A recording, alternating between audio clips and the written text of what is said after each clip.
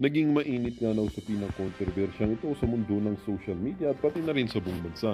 Mainit na pinag-uusapan ngayon ang naging awkward na panayam ni Pangulong Kuting ng Norte Jr. kung saan napansin ng publiko na tila pagkakalito at kawalan ng malinaw na sagot sa mga mahalagang isyong ibinabato sa kanyang administrasyon. Sa hilip na magbigay ng liwanag, ang kanyang mga pahayag ay naging sanhi ng tawanan at panlalait sa social media at lalong nagpalala sa kanyang imahe sa publiko. Samantala, mas lalo pang umiinit ang sitwasyon sa administrasyon matapos kumpirmahin na ombudsman na iniimbestigan na nila itong si Unang Ginang na si Lizata Nasmags kaugnay sa umano'y wala kang katiwalayan at pagnanakaw sa kaban ng bayan. Ayon sa mga ulat, kabilang sa mga iniimbestigahan ay ang paggamit umano ng pondo para sa mga proyektong walang malinaw na dokumentasyon at benepisyo para sa publiko.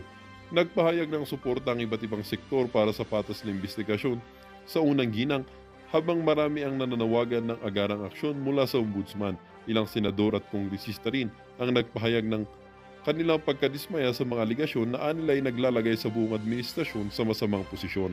Ang tanong ngayon ng bayan, makakabawi pa ba ang administrasyon ni Presidente Kuting ng Norte sa gitna ng sunod-sunod na kontrobersya o ito na ang simula ng kanilang pagbagsak? Well, para nga sa kabuuan detalye at impormasyon ay panoorin na lamang natin ang buong video. At kung hindi ka pa naman nakapag-subscribe sa ating channel ay mag-subscribe ka na para lagi kang maging updated sa ating mga bagong videos na ina-upload araw-araw dito sa ating channel. At syempre mga kaibigan, magpakita rin po tayo ng suporta sa pag-like at pag-share po ng ating mga videos para lahat po tayo ay maging aware sa kung anong nangyayari sa ating bansa.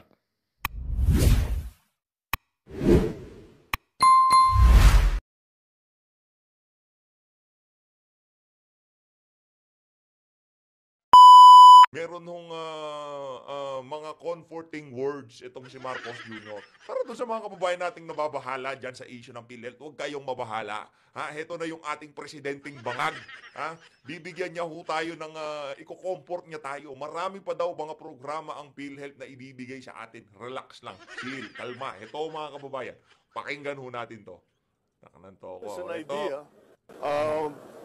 But this is just in response because of everybody's. Let me be very clear. I really wish sana naman yung mga Teka lang kung umabot ho kayo sa bahagi ng video natin na to at hindi pa kayo pumindot ng video dyan sa gilid, i-consider nyo naman ho na i-share ang ating video at i-like na rin, no? At mag-subscribe na rin ho dito sa PH Update. Maraming salamat ho. comment tungkol sa PhilHealth subsidy. Pag-aralan ninyo ng mas malalim-lalim at tignan naman ninyo. At ito ang guarantee ko. Napakasimple lang ang guarantee ko. Kahit may subsidy, kahit walang subsidy, kahit anong contribution, all of these issues, hindi mababawasan ang serbisyo ng PhilHealth. Hindi mababawasan ang bayad ng PhilHealth sa insurance claim.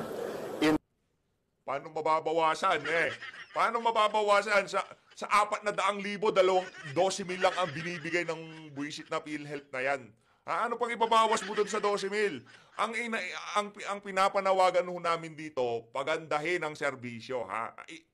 Taas na naman ang lipad nitong mama na to. Mataas na naman ho ang lipad. To the moon na naman ho ang lipad niya. Nakananto ko, oo. Pagka nagpapa-interview ho kayo, wag ho muna kayong sumibot ng pulburon. Hindi nyo alam yung mga pinagsasabi nyo. Base nga doon sa COA audit report ng PhilHealth, nung pinanood natin yung video nitong si Sir Ted Filon, wala hong sobra-sobrang pera ang PhilHealth.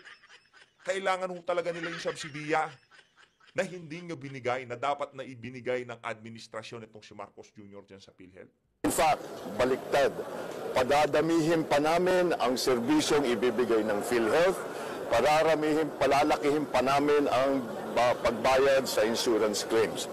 So, anak ng toko, bangag na bangag talaga itong presidente na to, no? Hindi nagbigay ng subsidiya, yung mga contributor, gusto na nilang i-boycott ang PhilHealth, ayaw na nilang magbayad. Ngayon, yung mga kababayan nating hindi naghuhulog sa PhilHealth, magkiklaim ho yan. Sila yung talagang napakadalas mag-claim. Di ba? Sila yung mga napakadalas mag-claim. Ngayon, mga kababayan, ayaw na magbayad ng mga miyembro, ng PhilHealth, yung mga obrero ayaw na magbayad, walang subsidiya, tapos pararamihin pa daw ho niya yung mga benepisyo at patataasin yung claim. Ano ba tinira mo, Brad, ha? Saan yung kukunin ng pera? Doon sa reserve fund na pera ng mga contributor dyan sa PhilHealth. Ang kapal ng mukha mo, sir. I would like to just assure everybody, huwag niyong inaalala na mababawasan ang serbisyo kahit na kanino, para sa senior, para sa mga hirap, para sa middle class, walang mababawasan kahit isang kusing.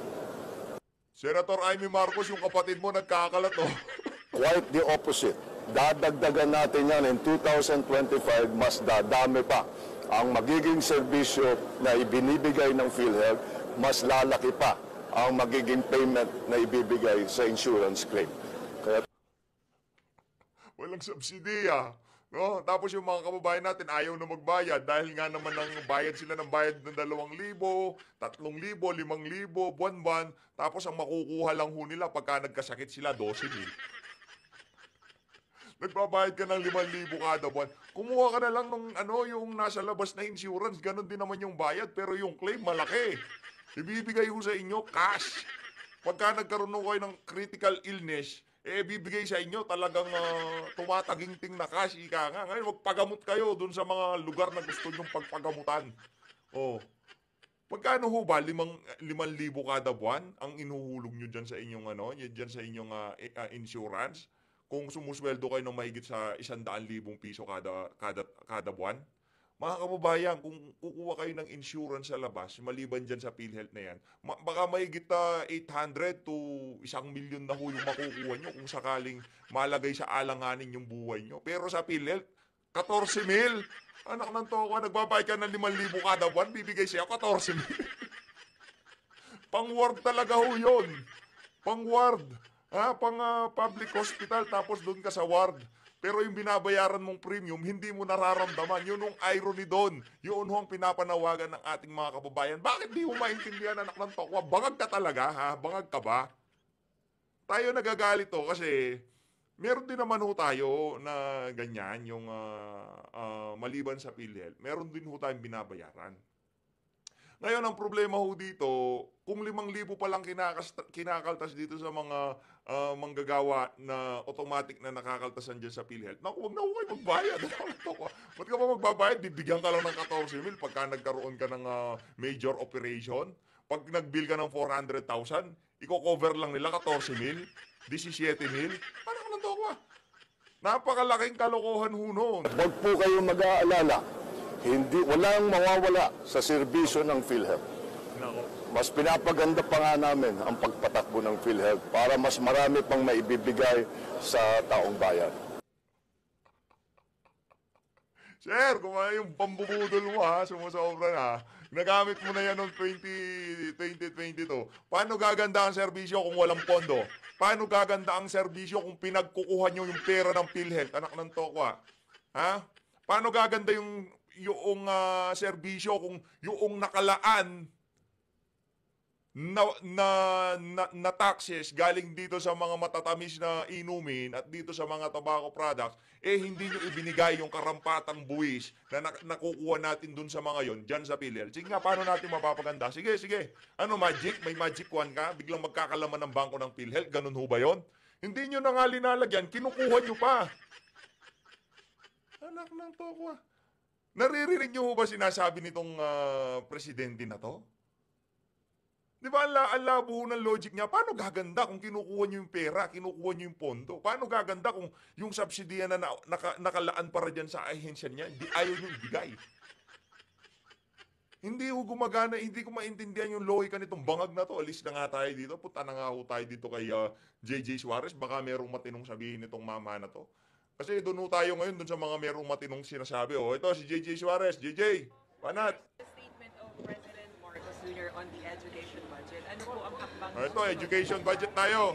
Well, para naman po sa BICAM, tapos na po yung trabaho namin because we've ratified the 2025 General Appropriations Act. So now it's under review ng executive and it's due for signature, I think, before Christmas. So with regards to that, kung ano man ang magiging move ng executive within this time until the signing, so antayin na lang po natin. Sir, hindi na po off na po yung file. Yeah, sorry. May calls to bring back the BICAM version to the BICAM para pag-usapan nila. Will you recommend? Well, as of this point, wala pa pong ganong balita na dumadating sa amin. Do you see any need? I don't think there's any need for us to reconvene as a BICAM.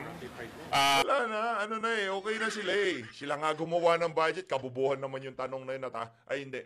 Kaistupiduhan naman yung tanong na yun na kung kailangan pa bang ibalik sa BICAM level yung budget na yun. Sila nga, rinatipakayan nga nila Hindi nga pumirma yung ibang mga senador, bigla nagkakagulatan, biglang ipinapadala na sa Malacanang. Alangan naman ibalik pa sa kanila. Yan na ho ang budget na kailangan nila. Bakit pa nila gugustuhin maibalik sa kanila? Because we've already ratified it in both chambers, so in both the Senate and in both the House. So we're very satisfied with the versions. Alam mo, yun talaga po yung... Kung umabot ho kayo sa bahagi ng video natin na to, mga kababayan, pakishare naman ho. Isang share lang naman dyan, masaya na ho tayo. No? Magpapasko na, isang share lang. Magpapasko na, isang subscribe lang. Hindi, maraming salamat ho. Again, doon sa mga nagpapakulay sa susunod na video, merong mga early Christmas pakulay. Maraming salamat ho. Maraming salamat to. Nababasa ko lahat yan. Yung mga early Christmas pakulay natin. Thank you. Tricky part when it comes to budget.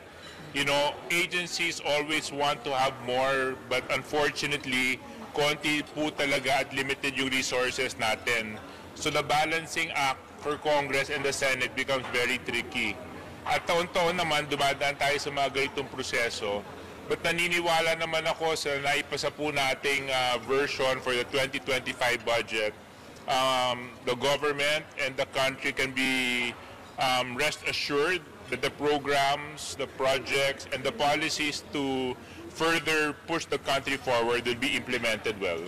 Kasi may mga criticisms about the cuts to the Department of Education, the PhilHealth, and then of course yung AKAP na parang natahimik lang daw yung Senate, nabigyan sila ng 5 billion. What's your take po dun sa criticism about sa budget, dun sa AKAP? Kasi nga po, parang sinasabi nga po nila, it's ayud, parang lagi na tayo nagbibigay ng ayuda sa mga kababayan natin. Well, unang-una, wala naman pong problemang tumulong sa tao.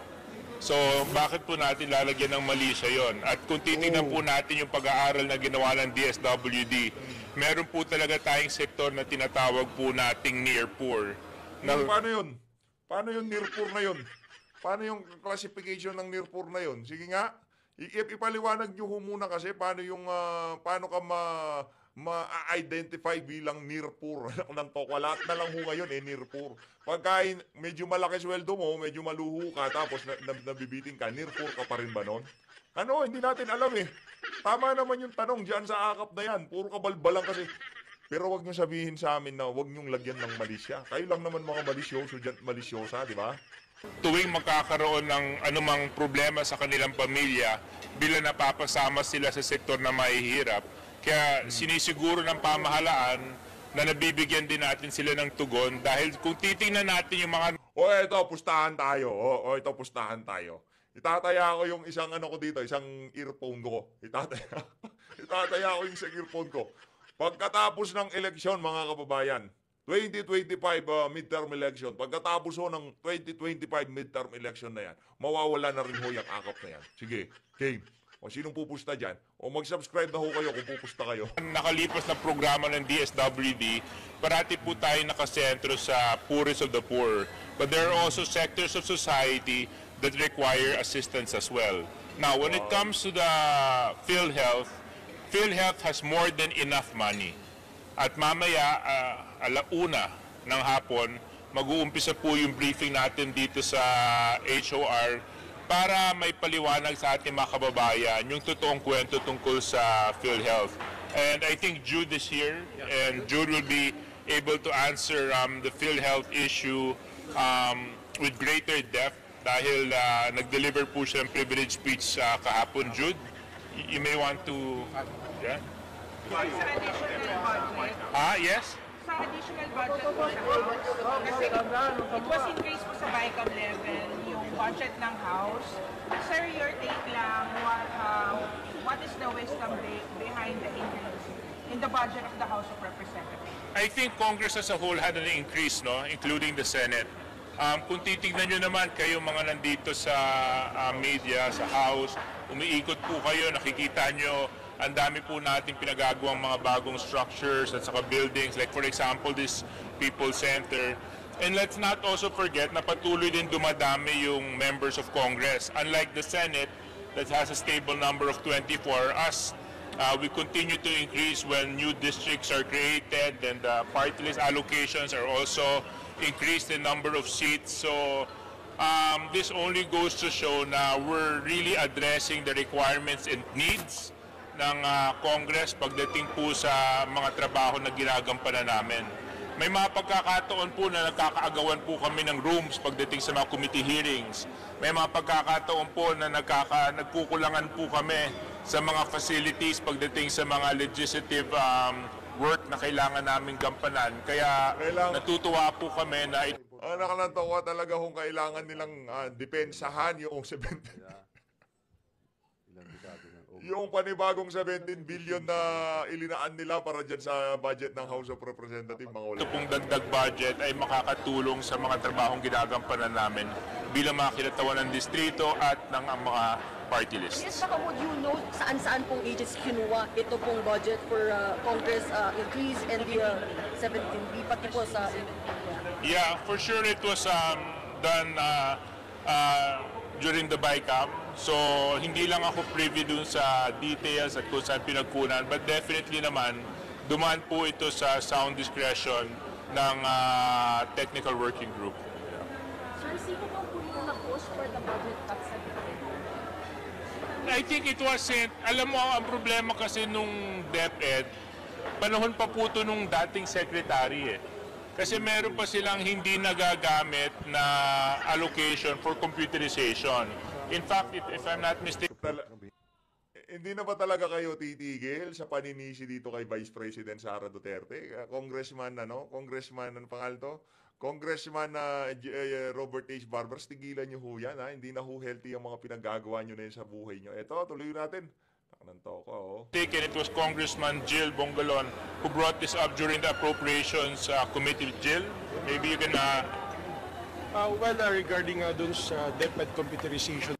Hindi na ho tayo. Tapos na ho tayo dito dito sa mga crocodile na to. Rekta na ho tayo dito kay Senator Loren Ligarda, no? Kasi wala na hong matinong sasabihin niyang si Bongalon. Dito na ho tayo kay Loren Ligarda. Panoorin ho natin kung paano niya ginisa itong si Emmanuel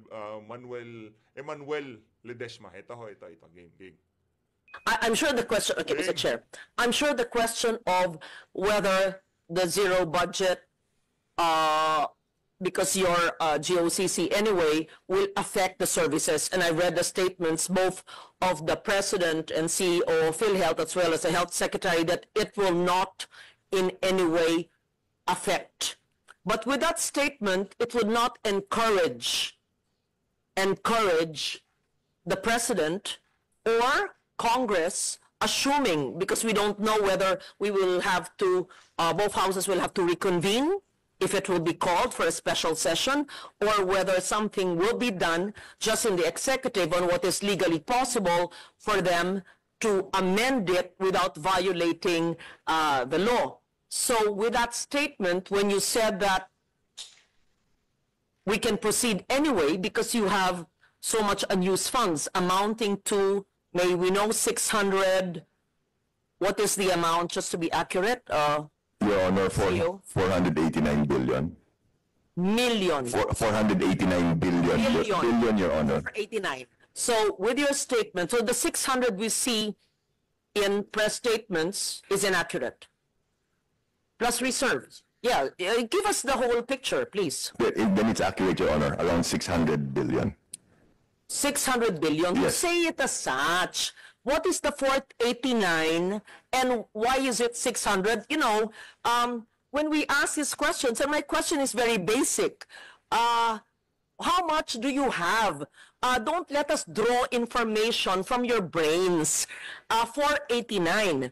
And then the DOH Secretary says there's reserve of 600. So total is 600. So kindly tell us the truth of how much total, whether it is called reserve, what is the 489 called, so that we have a full picture. Because otherwise, if he did not persist in my questioning, then I would have thought that the news reports were inaccurate and the statements of the DOH secretary would have been inaccurate because I saw 600B, but the CEO would say it's 489.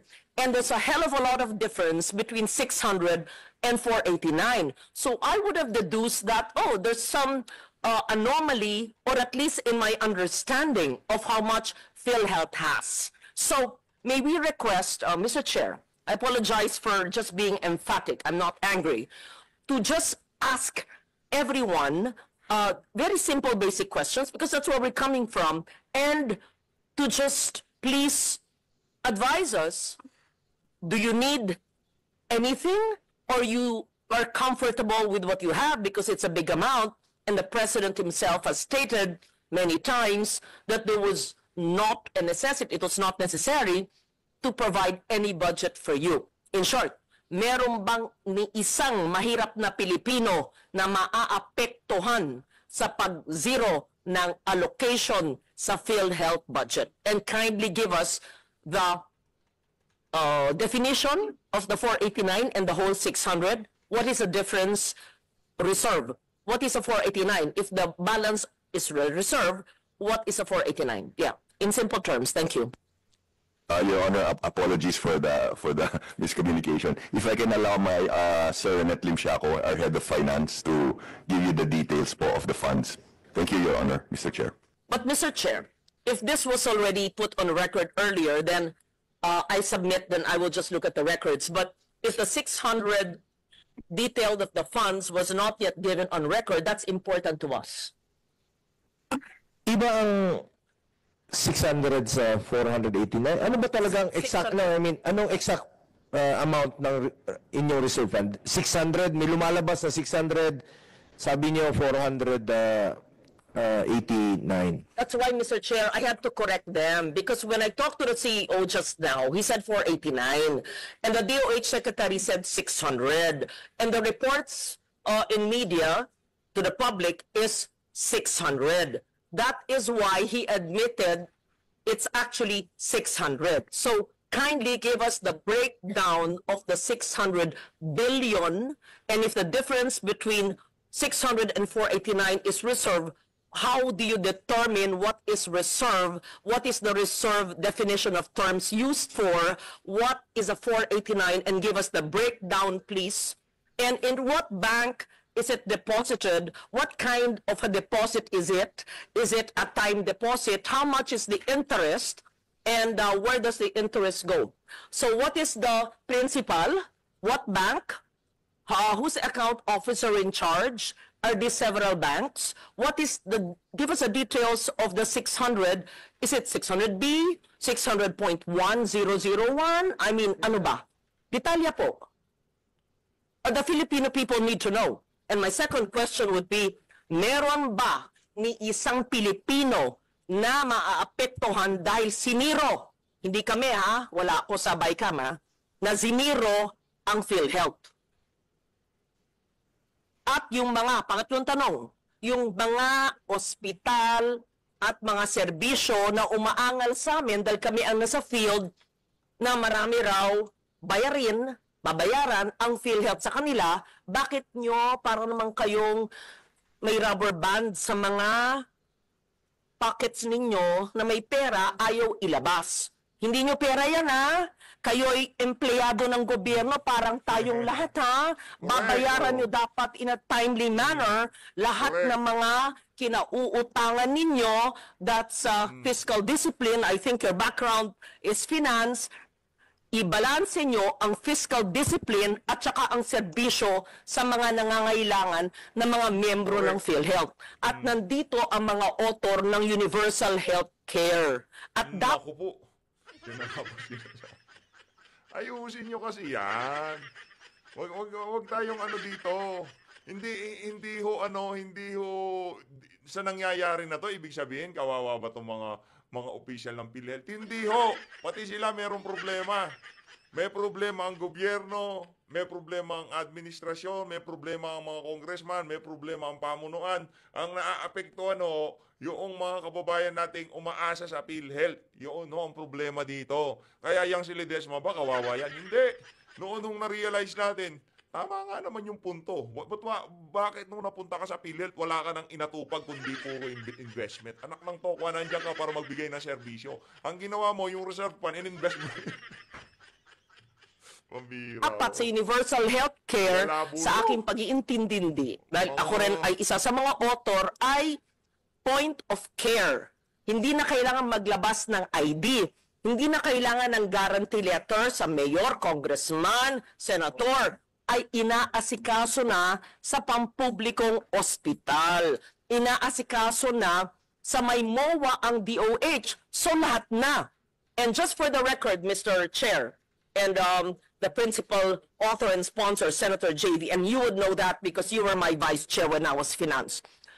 Even before the universal health care was enacted into law, Senator JV, what did I do? What did we do? You were my vice chair for health. I covered, as chairman of finance, every Filipino, every indigent Filipino. Sec Mina Pangandaman knows this. She's now the DBM secretary. She was with me. Alam to ni Attorney Yoli Doblon, where is she? She was the head of the LBRMO. Director Irene knows this. She was also the deputy staff of Attorney Doblon. Kaya ng national budget, wala pang universal healthcare, na lahat ng mahirap, point of care, pagpasok, hindi kailangan magpakita ng ID o GL ng lahat ng pampublikong ospital bago magkaroon ng batas. At salamat na isa batas namin. Okay, pakisagot po. Maraming salamat. Before you answer that, Senator Ligarda, na-discuss na po natin, Ma'am Loren, na-discuss po namin earlier ito, some sa mga questions mo. Pakisagot lang po, Mr. Renato Limsiaco, kung ano yung tama, kung 600 o 489. Kasi nung budget hearing, iba yung binakita nyo sa amin na figures. So, iba't ibang figures ang lumalabas ngayon. Pangalawa, Senator Loren, pang-11th hearing ko na po ito ng Committee on Health.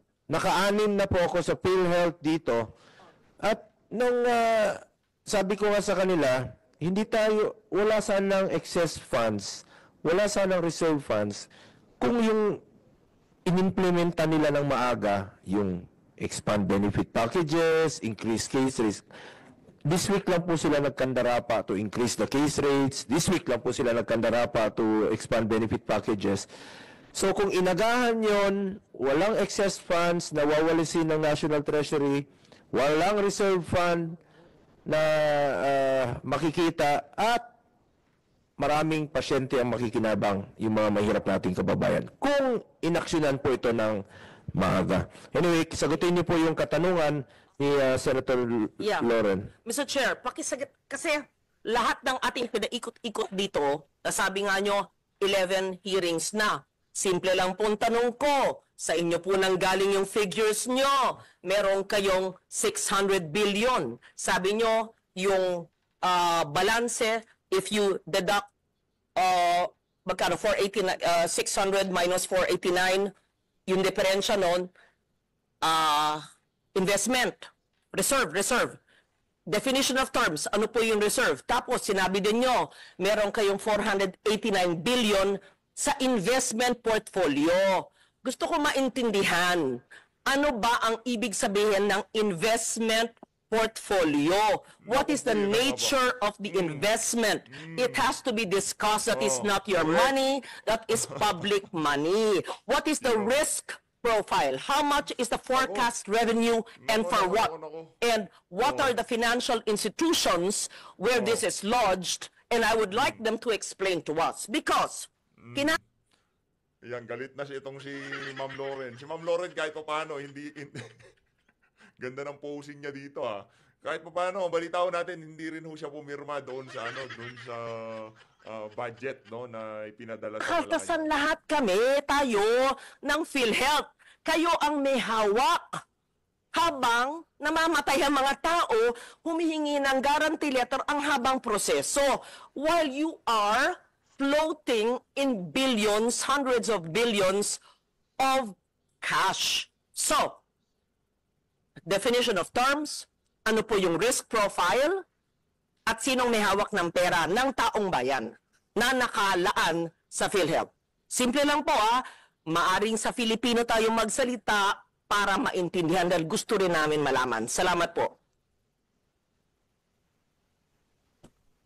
Mr. Chair, pakisagot lang po na yung exact amount talaga ng reserve fund ninyo. Maraming salamat, Mr. Chair. Based on our financial report, Mr. Chair, this one is October 2024. Our reserve fund is in the amount of 281 billion pesos. This reserve fund is provided in the law that the PhilHealth should set up a reserve fund equivalent for its 2 years operation. So 281 billion pesos. And we have a surplus of 150 billion pesos, meaning from our members' equity minus the reserve fund of 281, the difference, the surplus or the exceeds is 150 billion pesos, Mr. Chair, honorable members of the committee. Now, as to our investment... Sandali po. Yung 281, sabi nyo, nakasaad po sa batas na kailangan. O sige, pakita nyo mamaya yung provision sa batas creating PhilHealth, right? Or the universal healthcare, which? Opo. Which? Anong opo? Dalawa po. The batas, yung batas creating PhilHealth or the universal healthcare law. Hindi po opo. Ano po sa dalawa? Ang nagsaad sa batas. At kung meron po kayong provision, pakilagay sa record para maliwanag po, para hindi whim, para malaman ng taong bayan na may basihan. So kung 281 reserves, ipaliwanag nyo, anong ibig sabihin ng reserves? Anong batas ang nagsasaad na kailangan may 281 nakareserba? Pangalawa, yung 150 billion in surplus, paliwanag din nyo po ano yung basis niyan. Batas rin ba? Kami ba ang gumawa ng batas? Or ito ba ho, ano ang sinusunod nyo? Tapos, i-add natin si 281 at saka si 150 mula sa 600, yung balanseng yun, akin na, saan po yun ginagamit? Yan. Salamat po. Maraming salamat, Mr. Chair, Honorable Ligarda. Now, on the reserve fund po, Republic Act 7875 or the PhilHealth Law, mayroon po yung provision. And of course, it is also stated here in Section 11 of the Universal Healthcare Law that Program Reserve Fund, PhilHealth shall set aside a portion of its accumulated revenue not needed to meet the cost of the current year's expenditures as reserve fund, provided that the total amount of reserve fund shall not exceed a ceiling equivalent to the amount actuarially estimated for 2 years projected program expenditures. So ito po yung basis po natin why we're gonna set up the 2-year reserve fund in the in compliance with this provision, Mr. Chair, Honorable Ligarda. We see Section 11 of the reserve funds, and of course, it does not state the amount because amounts will differ. But based on the definition of Section 11, is 281 compliant with it, or is it over the compliance? Mr. Chair, Honorable Ligarda, this computation calculated by our Department of Finance and adopted by the management, by the board, that the reserve fund for our FS in the year 2024 in the amount of 281 billion. Proceed po with 150 surplus. Define po, pakipaliwanag po ano ang surplus. Ang pagkaintindi namin ng surplus ay extra, sobra. Okay. So reserve, surplus, may 431 billion pa kayo. Ayan. Paliwanag nyo yung ibig sabihin ng surplus at yung basihan ng surplus nyo, tapos yung 431, nandun na tayo. Paliwanag po nyo yung paggamit ng 431 at saan po naka-invest ano po yung interest, ano yung risk. Thank you.